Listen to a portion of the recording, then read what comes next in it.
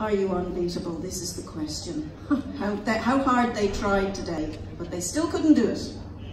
Yeah, Maya was really fantastic, I have to say, and I honestly, I think really she deserves it. It was really nearly a perfect ride, a perfect test, and like I said, I felt a little bit too safe. I was a bit too arrogant at the end with the 110 bis. It was really not necessary to have this fault there, but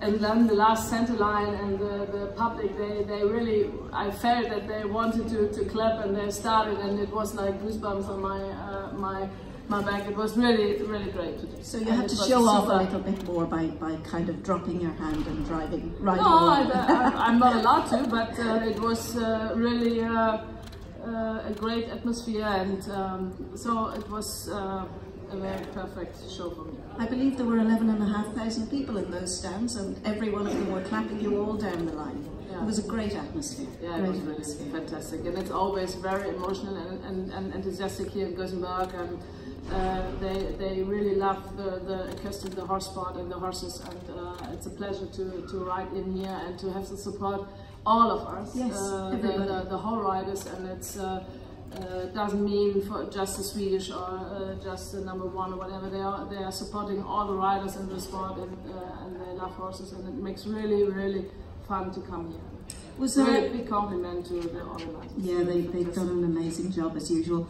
Was there anything in the test that felt a bit special to you? Any special moments?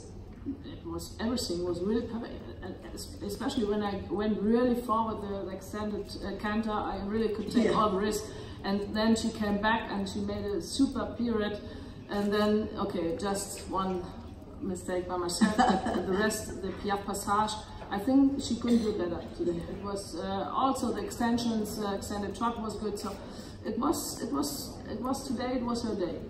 It was indeed, and I was just looking, I know we don't like to keep going backwards, but the fact that you won your first, and I think you might have been reminded about this too many times now, your first World Cup final here in Gothenburg. I was just looking, at that day you beat Sven Rothenberger, riding a horse called Isabell, and Monica Theodorescu, who is such a big part of your life still.